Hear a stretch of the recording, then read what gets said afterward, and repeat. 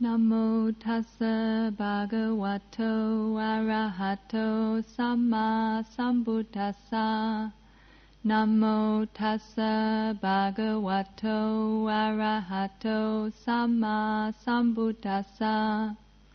Namo tassa bhagavato arahato samma sambuddhassa. Buddhang Dhammang Sanghang Namassami.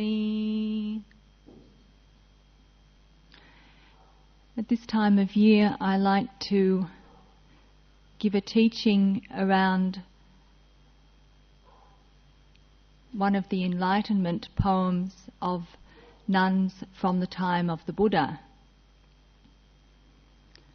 December is the month in which we traditionally celebrate and remember that the ordination for women was taken from India to Sri Lanka by the Arahant nun Sangha at this time. We celebrate that on the full moon of December each year. It's very significant that that ordination possibility was taken outside the boundaries of India to Sri Lanka to make it possible for women in other parts of the world to receive ordination. And of course, here in Perth we have the Nuns Monastery, and we could say that that's the connection that we have to the nuns' ordination coming from India to Sri Lanka, and then eventually some 2,000 years later coming to Perth. And December is also the month when we celebrate the anniversary of the Nuns Monastery. We've just celebrated our 5th anniversary. So this is a time when it's very nice to look again at the teachings which we received from those nuns who practiced at the time of the Buddha and who were able to realize complete enlightenment. And tonight I'd like to give a teaching around the experience of a nun whose name was Dantika. For those of you who may not be aware, in the time of the Buddha, women from many different backgrounds left home to become nuns, to become homeless ones. And many of the nuns' stories that we're familiar with are the stories of women who suffered great tragedies in their life, whose children died or whose husband died, or there was great calamity, and so because of their sorrow they left home to try to find a way out of their suffering. But there were also many women who left home with no particular tragedy in their life. They heard the Buddha's teaching and they developed great faith and conviction that what he was teaching was the truth. And many of them were from well-to-do families, very prosperous families, and they had many opportunities in life which they gave up in order to become nuns. And many of them came not only from prosperous families but from very influential and powerful families, from the royal households or from the households of the very wealthy merchants of the time.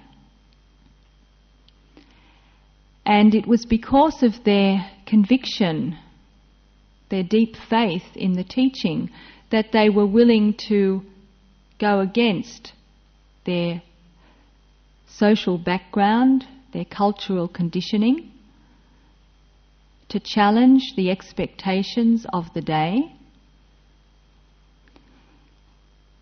In India of that time, and as it is for many women today, women were considered to be a commodity in the household, and they weren't in a position to make choices based just on their own preferences, because being of marriageable age, particularly if the family was well-to-do, it was considered that the woman was an asset because her marriage could forge alliances with other powerful families, could bring wealth and prosperity into the family.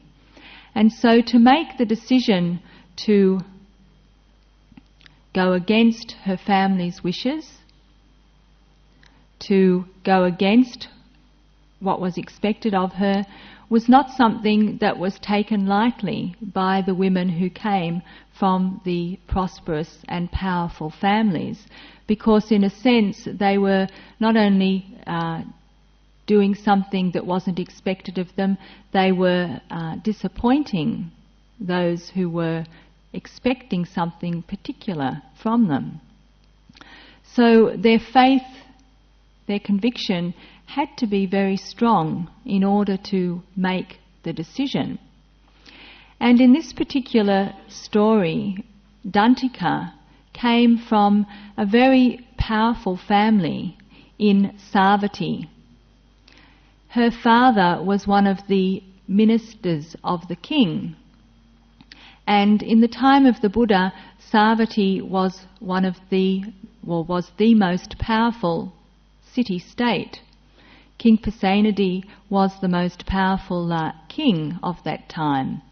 And one can imagine that any of his royal ministers lived in comfort, with great power and great family pride. They were people to be reckoned with.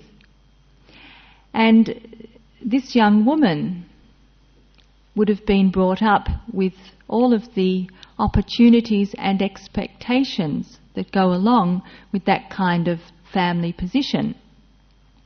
But it's said that from an early age she heard the Buddha's teaching, and she went very often to the monastery, to Anathapindika's monastery in Prince Jeta's Grove. This is one of the famous monasteries that we hear about very often from the time of the Buddha. This was a very well-established monastery. There were many monks and nuns living in that area, many of them enlightened like the Buddha. And the Buddha spent many years living at this monastery, and because he was supported by King Pasenadi and the royal household, there would have been many opportunities for family members to be in the presence of the Buddha or the Arahat monks while they were teaching. And it's said that from an early age Dantika developed deep faith in the Buddha's teaching, and when she reached the age of discretion, the age when she could start to have something of a say in her future, she let it be known that she wanted to leave the household life and go forth as a nun. And in the information we have, we don't have any clear picture of whether or not her family opposed her decision, but it certainly doesn't say that they approved of it. And what we see as the next step for Dantika is that she didn't stay in Savatthi to continue her practice. Once she was ordained, she left that city altogether and travelled many hundreds of miles away to the city of Rajagaha, which was the other very powerful city-state at the time of the Buddha. And we might wonder, well, why would she do that when she could have, if she stayed in Savatthi, enjoy the support of her wealthy relatives, her wealthy family? She would have been recognised as, oh, she's the daughter of the king's minister, and because of that position would have surely had lots of people wanting to look after her. She would have been known by the people in that area. So perhaps she left that town because she didn't want to be known as so-and-so's daughter. She didn't want to be known because of where she came from. She wanted to be known because of her own practice, her own determination to realise the truth of the Buddha's teaching. And she didn't want to rely just on family support or on her family's good name for the support that she would need as a nun. Perhaps she went away, left all that behind, so that she could practice focusing completely on her own aspiration for enlightenment.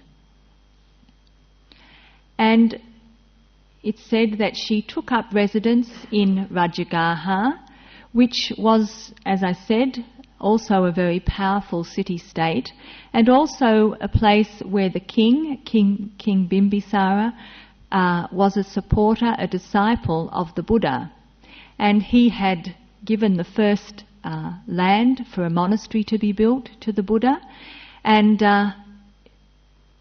many disciples of the Buddha went and stayed in the vicinity of Rajagaha because the Buddha himself also liked to practice in that area.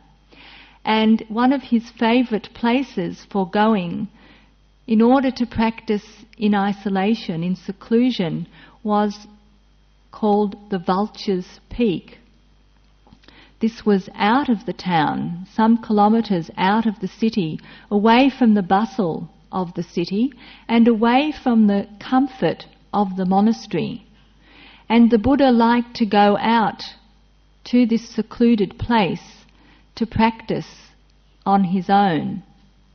And in the background story of Dantika, we hear that she followed in the Buddha's footsteps. She also liked to go out into the wild places to practice.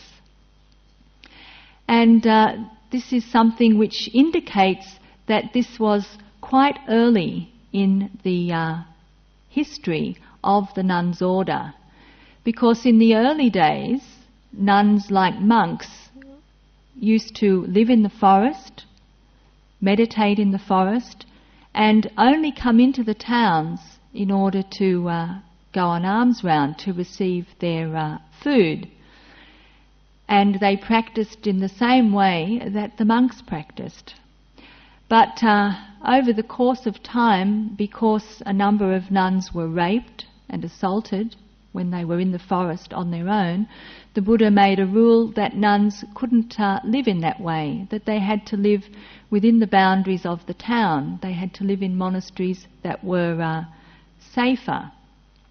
So the fact that Dantika was living in the forest, going into the forest, indicates that this is the early days of the nuns' lineage.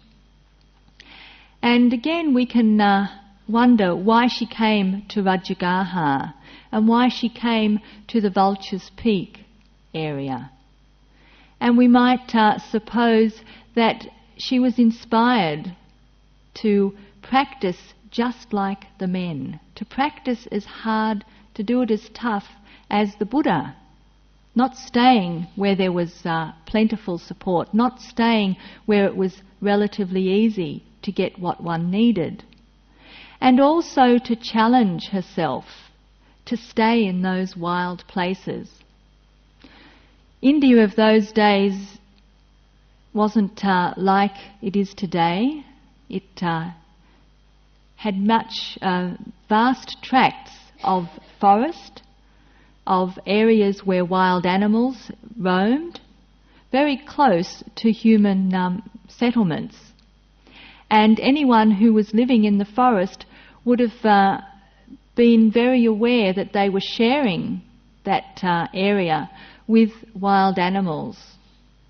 And not just kangaroos and wallabies, but elephants, tigers, things that could really do you a mischief if they wanted to.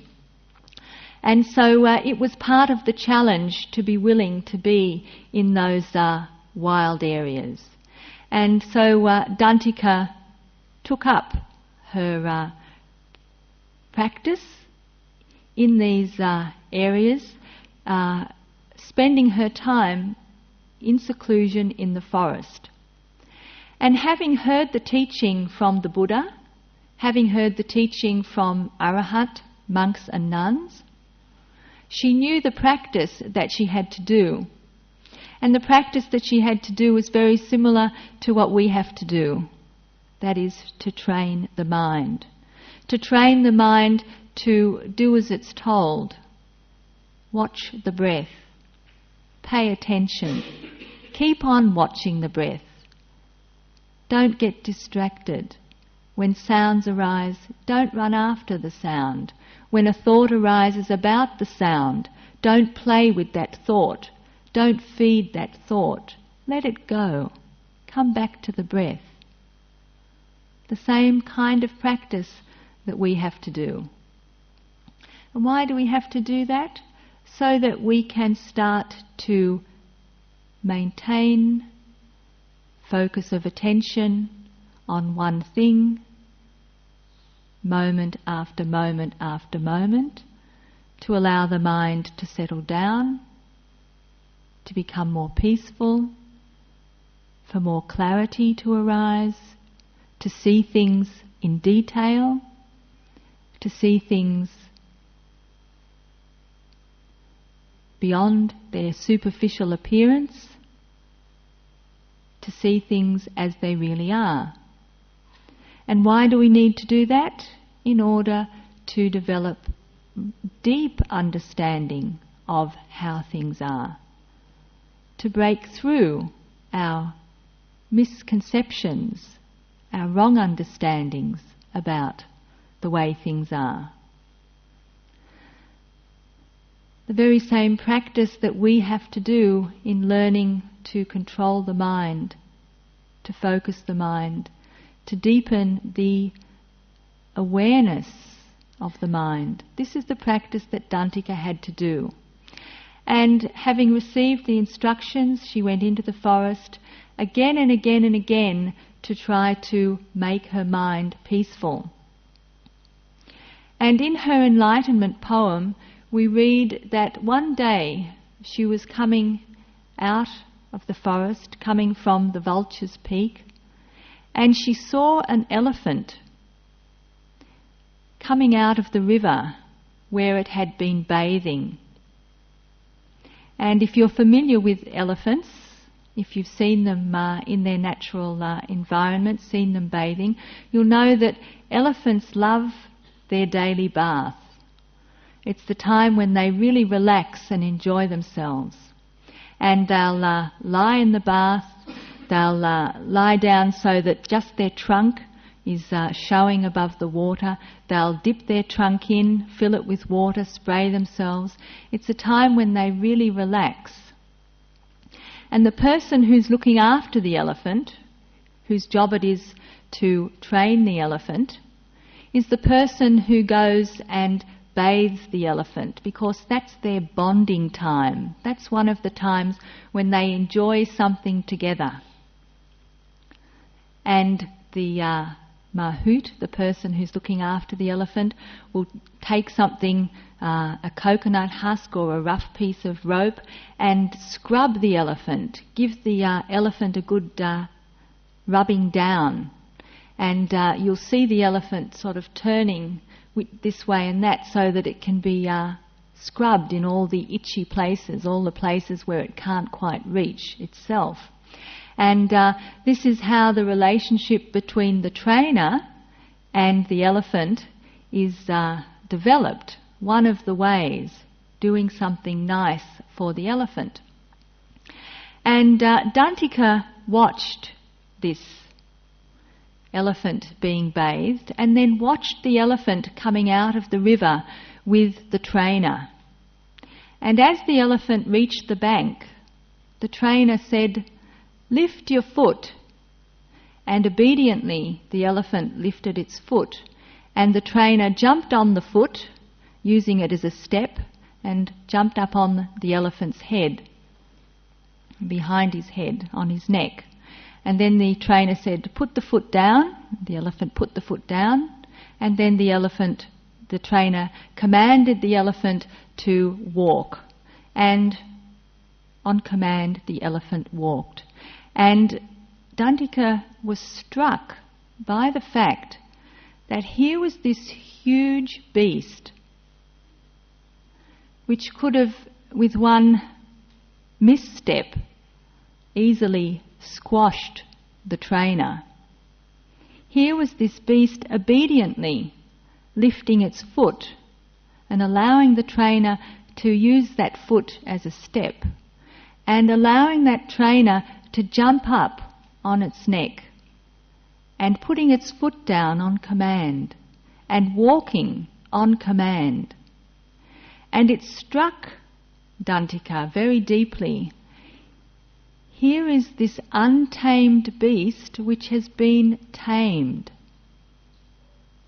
And having lived in the wild places, having lived in the forest and heard the trumpeting elephants, heard the rampaging elephants, seen the damage that they could do, knowing what a wild elephant was like, she was struck by how docile and obedient this elephant, this tamed elephant, had become.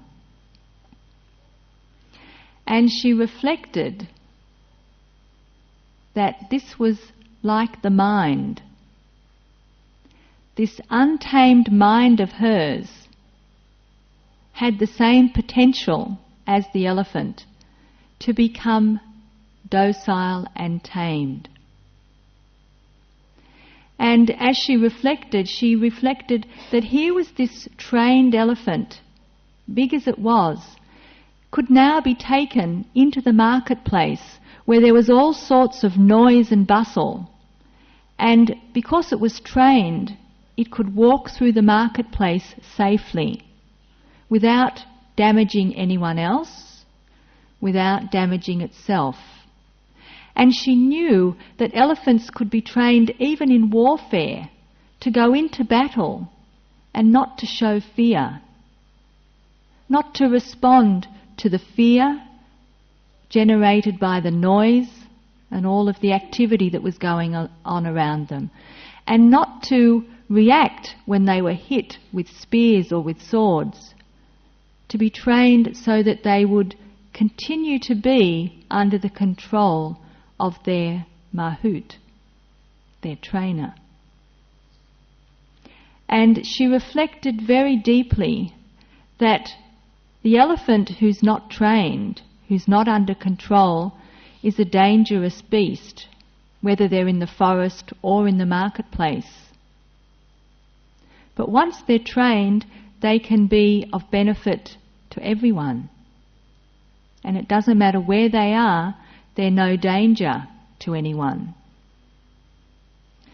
And it's said that, reflecting in this way, she brought up great determination that she was going to do the same kind of work with her untrained, untamed mind.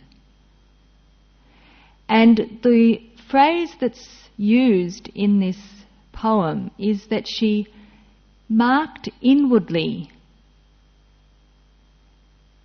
the scene that she had witnessed. It went into her own heart and made such an impact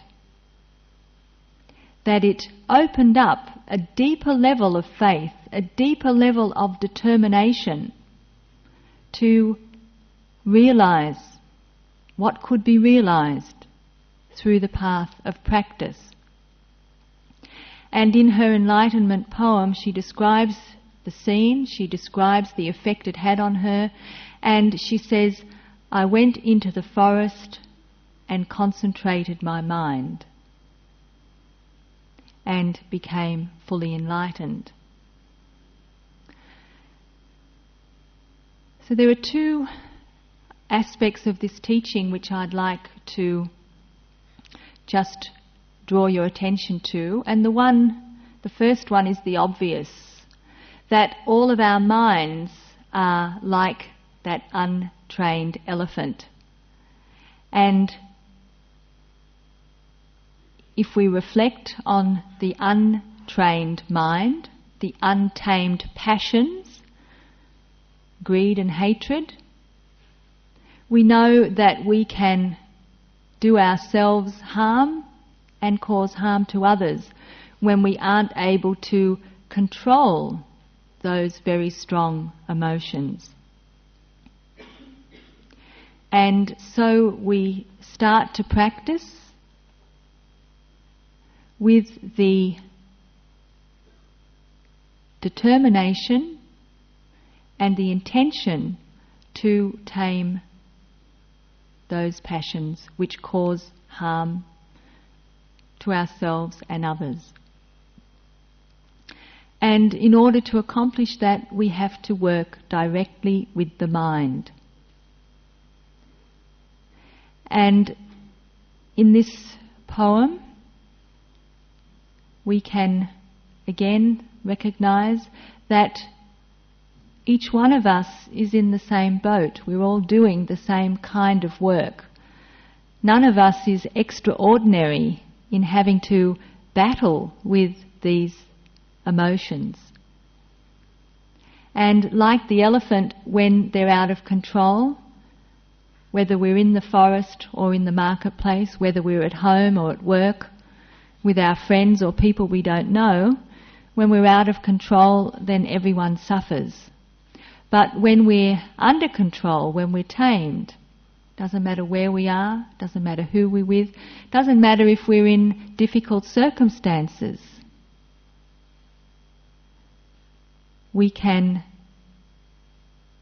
refrain, at least, from hurting ourselves and hurting others. And so, in this poem, we see what is possible, that it is possible for us to train the mind. And the training begins in the meditation with the very simple practice of coming back again and again to the meditation object. And the experience of doing that is that an inner feeling of ease automatically arises. It doesn't have to be brought in from anywhere else. The taming of the mind naturally gives rise to an inner feeling of ease. And we continue to practice again and again and again, so that we steadily take control of our wandering, fleeting attention. And as we're able to focus it for longer periods of time on the meditation object, and that feeling of ease arises, it brings with it a stability of mind. When we feel comfortable doing the practice, then it's easier to stay for longer periods watching the meditation object, because we're enjoying it. Enjoyment allows the mind to settle down. And as it settles down, to see what we're watching with greater clarity, to see it in detail, to see it differently from how we've ever seen it before. So when we're watching the breath, to be able to see each breath as an individual segment of the flow of the breath. To feel each breath as an individual experience. The touch of each breath in, the touch of each breath out. The feeling that's there when breath isn't moving. We can notice all of that. We can notice it in detail. And it can change the way we perceive the breath, the way we relate to the breath. Change the way we see it because we recognize the three characteristics of existence: impermanence. The breath is never the same for one moment to the next, constantly changing. Trying to keep the breath being just one way is suffering because it's following its own nature, not our wishes and desires. It doesn't belong to me, it's not under my control. Even though I say my breath, it's just the breath. It points to the truth of non-self. We can only see this when we look closely and in detail, again and again and again. And this is how insight develops, deeper understanding of the truth of our existence, how fragile it is that we're depending on this breath, this next breath in, to continue our life. And this next breath is so impermanent, so fleeting, so changeable, so much dependent on the breath out before it, there being air to breathe, the body still functioning, the lungs working. All of those things are required for our next breath in. These deeper truths about our existence we can only see when we're looking deeply at even the most common experience. And this is what the trained mind, the tamed mind, is able to do. The mind that's full of passion, either like or dislike, is a disturbed, busy mind. It can't stay put, it can't stay focused, it can't see clearly. So in addition to training the mind to maintain attention on one object, we have to support that mind not only in meditation but in our daily life by not feeding the passions in the course of our ordinary existence. And that's why we take the 5 precepts to help us to restrain our natural tendencies to greed and hatred. And why we cultivate wholesome qualities like kindness, compassion, generosity, reliability, courage, determination. Those qualities help to strengthen the mind and help to balance the negative qualities in the mind. And it's through doing this practice both on the meditation cushion and in our daily life again and again and again that we start to see changes happening. Small changes that persist and become bigger changes, and over time we can notice a turnaround in the way the mind operates. Not in the way that the laws of nature operate, but the way we play out our tendencies towards greed and hatred. And this is the tamed, the trained mind. And this poem of Dantika reminds us that even a wild elephant can be trained and can become useful and can become harmless. So that's the first aspect of this poem, and that's the obvious aspect. But the second aspect of it, which I'd like to just draw your attention to, is the experience that Dantika had when she saw that elephant. It says in the poem that marking inwardly means recognizing the impact that that experience has on the mind. Recognizing something which has woken us up.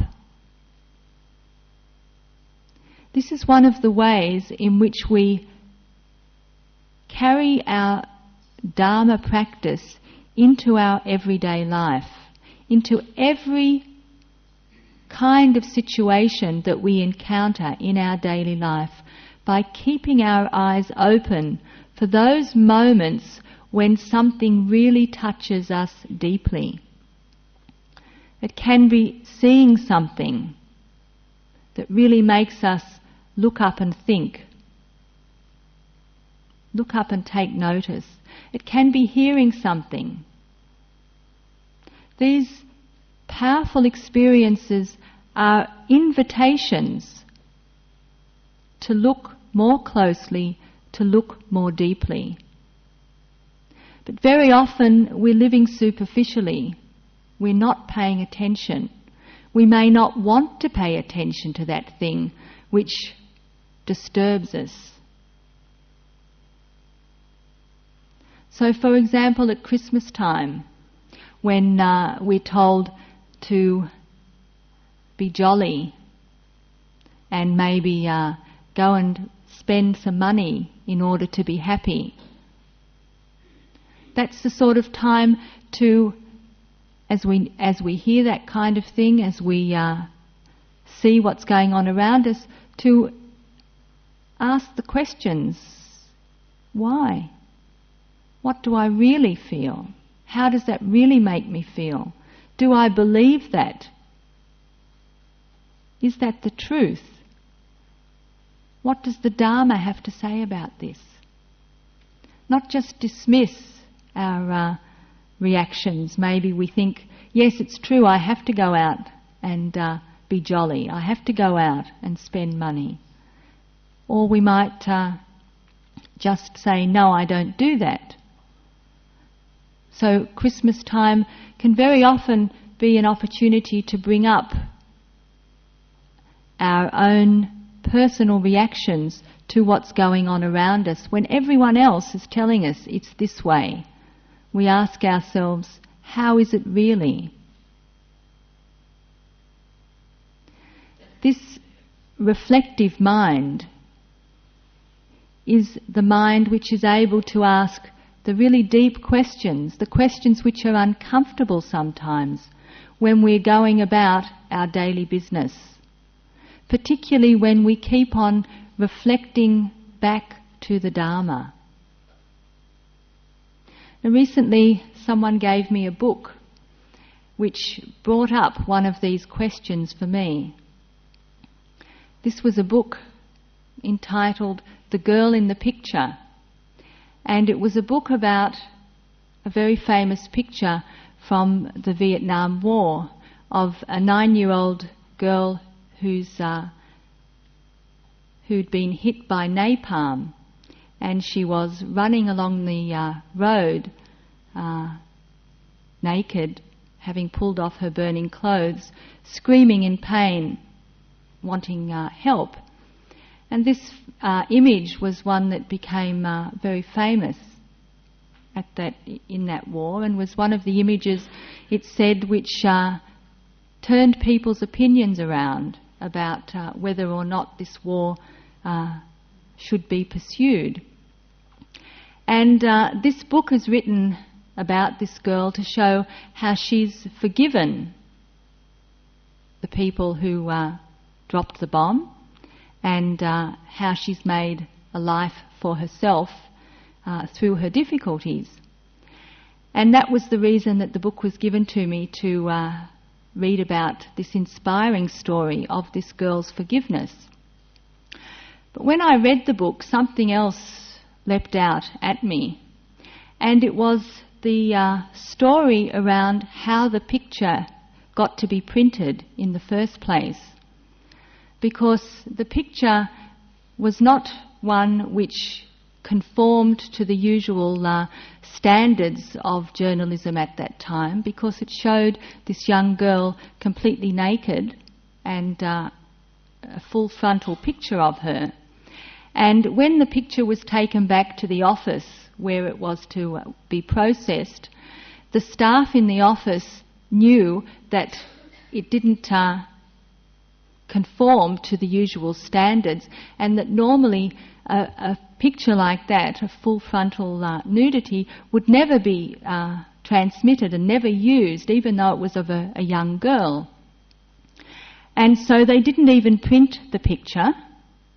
And when the person in charge of the office came in to go through the pictures that had been printed, which was the usual procedure, he went through the negatives and he saw that that picture was one of the negatives. And he identified it immediately as a very important picture. And he went against all the rules of his organisation to print that picture himself and then to transmit it.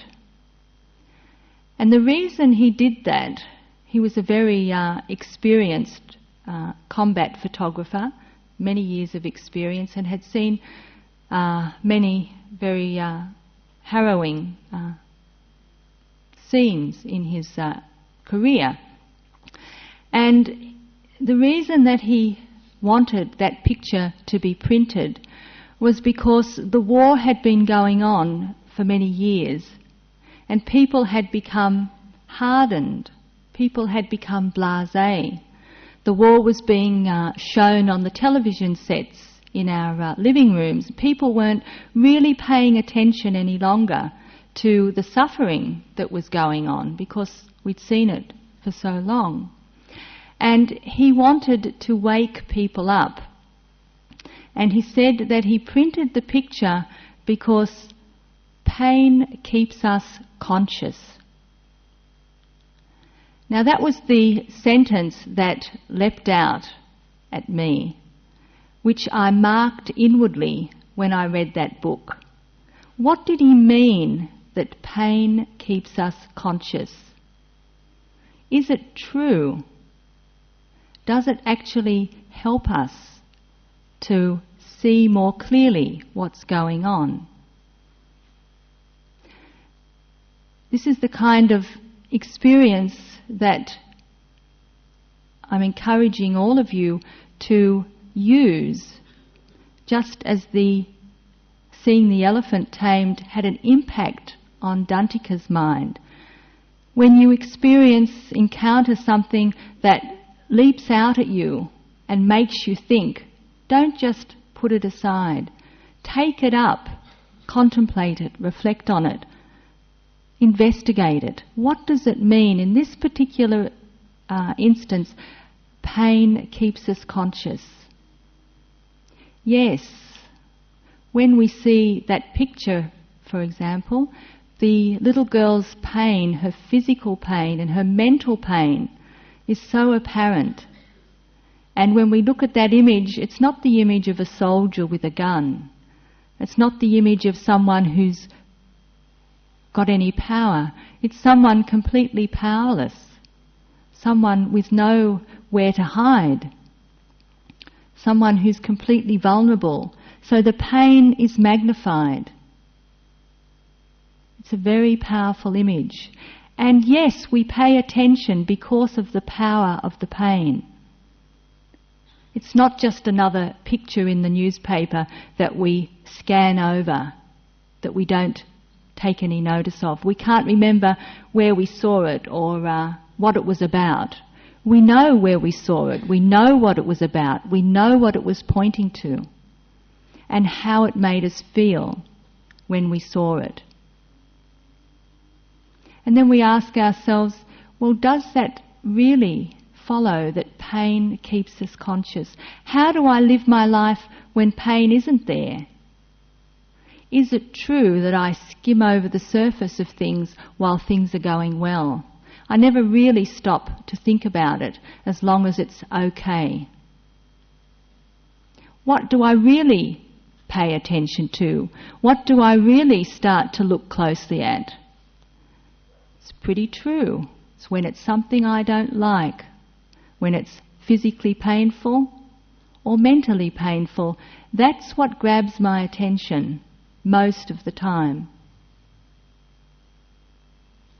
So, pain. I always thought pain was a terrible thing. I've tried to avoid pain all my life. Maybe pain's a friend. Maybe pain's a help. Maybe pain is what keeps me awake to life. When someone close to us that we care about dies, especially if they die suddenly, doesn't that wake us up to the possibility of our own death, like nothing else except our own illness? When we've got a difficult situation in our own life, say we've got an elderly relative who needs nursing care,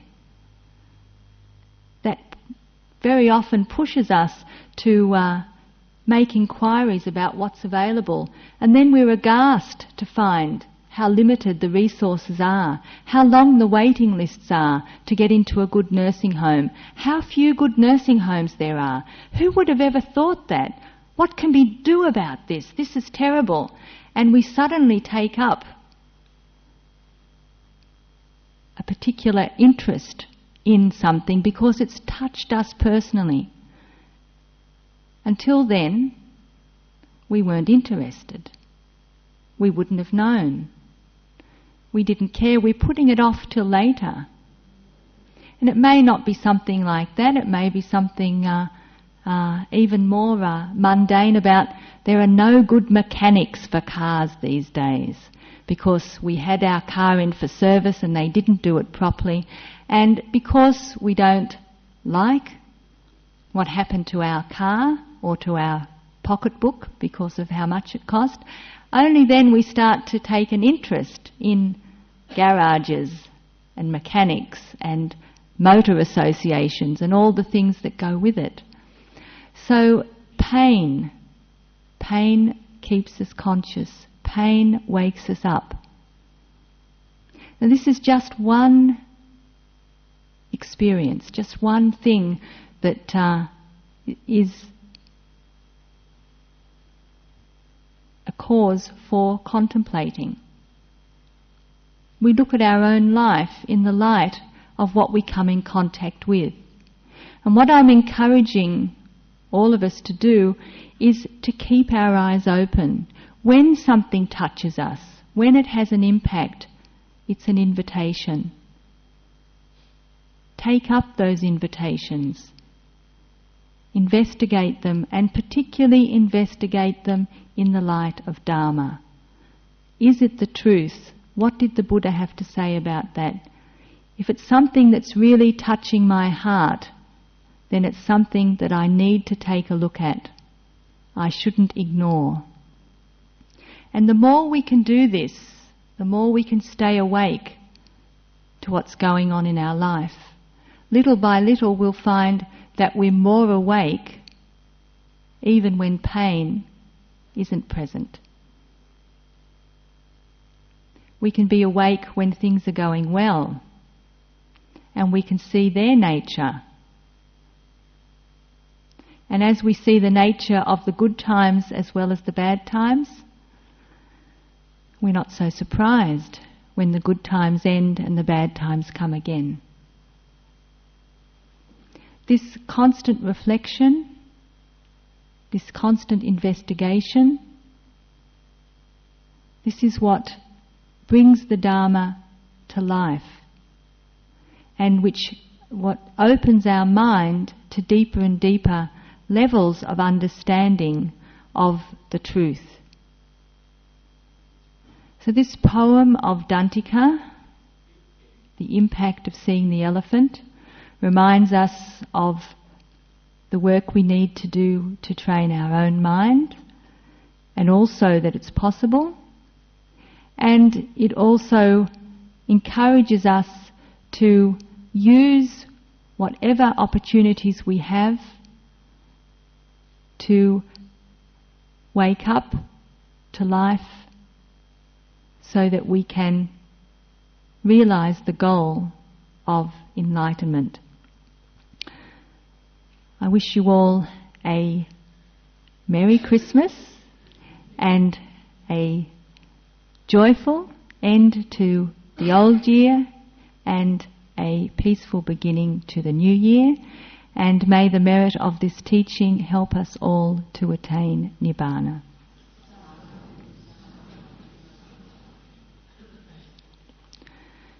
If anyone has any questions or comments, I'd be pleased to try to answer some.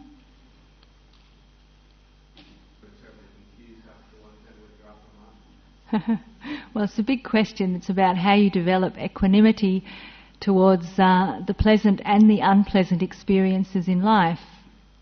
And this is basically the practice that we're trying to do. That's the result. Equanimity arises through truly understanding things, seeing them as they really are. And it's the nature of the mind to be drawn to what it likes and to be repelled by what it doesn't like. And it's this constant pushing and pulling which is stressful in our existence. So how to develop equanimity? One of the things you were mentioning is seeing what is happening, that push and pull. So waking up to the push and pull, being able to be mindful that this is pleasure arising and the mind is being pulled towards it, that this is displeasure, unhappiness, uncomfortable, and the mind is being repelled. That in itself, to be able to see that, is a very important part of the practice, because as you see that, you see that each thing is arising and staying for a while is impermanent. It's changing. So the pull towards what is pleasant starts to reduce when you see that this pleasant thing isn't going to last. This unpleasant thing that I'm pushing against so hard, trying to get away from, also isn't going to last. So this reflective quality, together with the mindfulness, this is the mindfulness with clear comprehension of the nature of this experience. However pleasant it is, it's uncertain because it's arisen because of various multiple causes and conditions, and it won't last. It will change as any of those causes and conditions change. And this unpleasant experience is also produced by multiple causes and conditions. It won't last, it will change as any of those conditions change. So this is again how you use the reflective mind. It's not a matter of denying, it's not a matter of pushing away, I shouldn't, but seeing things as they are. So the mindfulness with clear comprehension, and that clear comprehension is supported by Dharma understanding, Dharma knowledge, and investigating, is it true? Is it true that this pleasant thing is impermanent? Is it true that it's dependent on multiple causes and conditions? Is it true that this unpleasant thing is impermanent? This is where we investigate, don't just believe. And as we do that over and over and over again, then we see for ourselves how foolish to get so caught up in the pleasant and the unpleasant. How foolish to cause myself suffering. And we see we're causing ourselves suffering. So mindfulness and clear comprehension, that's the way.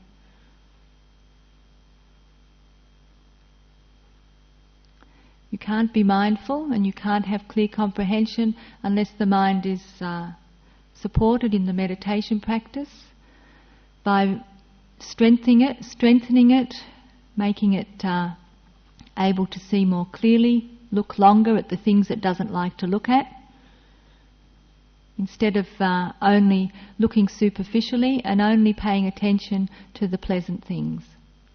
The mind is developed in meditation so that it can look more deeply, keep on looking even when it doesn't like what it sees.